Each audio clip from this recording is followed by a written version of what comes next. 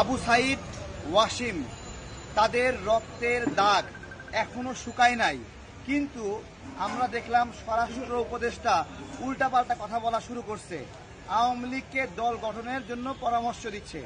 আমি বলি এই পদটা ছাইরা আওয়ামী লীগের সভাপতি হয়ে যান, যে আওয়ামী লীগকে আপনি পুনরুজ্জীবিত করার দায়িত্ব নিয়েছেন, এখনো রক্তের দাগ শুকায়নি। আজকে এখানে এই যে বাড়ি ভাড়া যুবলোকের যারা আন্দোলন করেছে, লড়াই করেছে, এইখানে একজনের চোখে গুলি লেগে চোখ আওলায় গেছে, এক সাইড পুরো ঝাঁঝরা হয়ে গেছে। এই রাস্তাটার নামকরণ করা হচ্ছে মুগ্ধ সড়ক। পানি লাগবে, পানি। আমি নিজেও এই পানি বিতরণ করতে যাই মরতে পারতাম, এবং আমার পিঠেও গুলি লেগেছে। তো যাই হোক, আল্লাহ বেঁচে রেখেছে। কিন্তু আমাদের অনেক শঙ্কা কেন? অনেক শঙ্কা ভারতীয় আগ্রাসনের কারণে।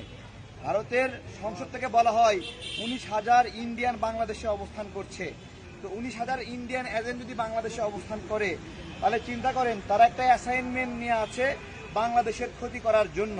তাহলে আমাদের কতটা সতর্ক থাকার কথা।